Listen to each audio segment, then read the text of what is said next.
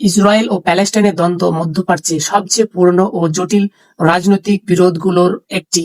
এই দ্বন্দ্বের শেকড় গভীর ঐতিহাসিক, ধর্মীয় ও ভূ-রাজনৈতিক বাস্তবতার সঙ্গে জড়িত। ঐতিহাসিকভাবে ফিলিস্তিন অঞ্চলটি প্রাচীনকালে ক্যানানীয় ইহুদি, খ্রিস্টান ও ইসলামী সভ্যতার কেন্দ্রস্থল ছিল। খ্রিস্টপূর্ব 1000 সালের দিকে এখানে ইহুদিদের ইসরায়েল জোট রাজ্য প্রতিষ্ঠিত হয়, যা পরে রোমানদের দ্বারা দখল হয়। খ্রিস্টীয় প্রথম সহস্রবাদে ইহুদি জনগণ বিতাড়িত হয়ে বিভিন্ন দেশে ছড়িয়ে পড়ে।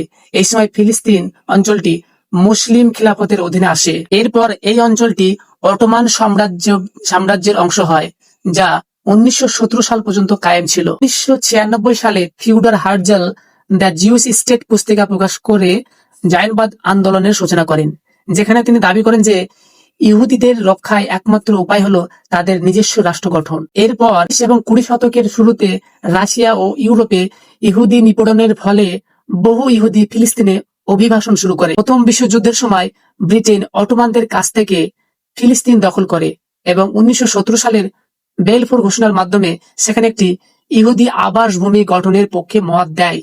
দ্বিতীয় বিশ্বযুদ্ধের সময় ইউরোপে নাৎসি বাহিনীর হাতে 6 মিলিয়ন ইহুদি গণহত্যার শিকার হলে বিশ্বব্যাপী ইহুদি রাষ্ট্র গঠনের প্রতি সহানুভূতি বৃদ্ধি পায়। ব্রিটিশরা ফিলিস্তিন শাসন করতে ব্যর্থ হয়ে সমস্যাটি জাতিসংঘে তোলে এবং 1947 সালে জাতিসংঘ ফিলিস্তিনকে 2টি রাষ্ট্রে ভাগ করার প্রস্তাব পাশ করে, একটি ইহুদি, অপরটি আরব রাষ্ট্র।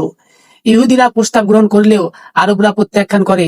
এরপর 1948 সালের 14 মে তেল আবিবে ডেভিড বেন গুরিয়ন ইসরায়েল রাষ্ট্র ঘোষণা করেন এবং পরদিনই 5টি আরব দেশ ইসরায়েলের বিরুদ্ধে যুদ্ধ শুরু করে, যেখানে ইসরায়েল জয়ী হয় এবং কিছু অতিরিক্ত ভূখণ্ড দখল করে। এই প্রক্রিয়াতেই জন্ম হয় আধুনিক ইসরায়েল রাষ্ট্রের, যার ফলে আরব ইসরায়েল যুদ্ধের তীব্রতা বাড়তে থাকে এবং ফিলিস্তিনি নিজেদের ভূমি হারিয়ে উদ্বাস্তু হয়ে পড়ে, যাকে তারা নাকবা বলে অভিহিত করে। এরপর থেকে ইসরায়েল ও প্যালেস্টাইনের মধ্যে একাধিক যুদ্ধ, দখল, প্রতিরোধ ও শান্তি প্রতিষ্ঠা করা হয়েছে, কিন্তু কোনোটাই সফল হয়নি। 1948 সালে ইসরায়েল রাষ্ট্র গঠনের পরপরই মিশর, সিরিয়া, জর্ডন, লেবানন ও ইরাক মিলে প্রথম আরব ইসরায়েল যুদ্ধ শুরু করে, যেখানে ইসরায়েল জয়ী হয় এবং বহু ফিলিস্তিনি উদ্বাস্তু হয়। এরপর 1956 সালে মিশরের সুয়েজ খাল জাতীয়করণের প্রতিবাদে ইসরায়েল, ব্রিটেন ও ফ্রান্স একত্রে মিশরের বিরুদ্ধে অভিযান চালায়। 1967 সালে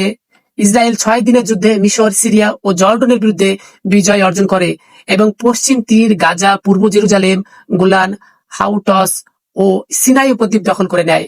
1973 সালে ইয়ম কিপুর যুদ্ধের সময় মিশর, সিরিয়া ইসরায়েলের দখলকৃত অঞ্চল পুনরুদ্ধারের জন্য হামলা চালালেও ইসরায়েল পাল্টা আক্রমণে সফল হয়। 1982 সালে ইসরায়েল লেবাননে অভিযান চালিয়ে প্যালেস্টাইন লিবারেশন অর্গানাইজেশন PLO কে বিতাড়িত করে। এরপর 2006 সালে হিজবুল্লাহর সঙ্গে লেবাননে বড় যুদ্ধ হয়। পাশাপাশি গাজা অঞ্চলে হামাসের সঙ্গে একাধিকবার যুদ্ধ সংগঠিত হয়েছে। 2008 সাল, 2012 সাল, 2014, 2021, 2023 সালের যুদ্ধ শুরু হওয়া ইসরায়েল প্যালেস্টাইনের রক্তক্ষয়ী সংঘর্ষ, যা আজও বিরাজমান, আজও চলমান আছে। এই সমস্ত যুদ্ধ ও সংঘর্ষ ভূমি, সীমান্ত, জাতীয় অধিকার এবং ফিলিস্তিনি রাষ্ট্র প্রতিষ্ঠার প্রশ্নকে ঘিরে সংগঠিত হয়েছে, যা আজও সমাধানহীন থেকে গেছে এবং ইসরায়েল আরব সম্পর্ককে উত্তপ্ত করে রেখেছে। ইসরায়েল ও প্যালেস্টাইন বিরোধ কেবল ভূখণ্ড নয়, এটি আত্মপরিচয়, ধর্মীয় বিশ্বাস ও জাতীয়তাবাদের সংঘাত। এই জটিল ঐতিহাসিক পটভূমি না বুঝলে বর্তমান সংঘাতের গভীরতা অনুধাবন করা কঠিন। শান্তি প্রতিষ্ঠার জন্য ঐতিহাসিক অবিচার স্বীকৃতি, পারস্পরিক স্বার্থের সমঝোতা ও আন্তর্জাতিক সহায়তা অপরিহার্য।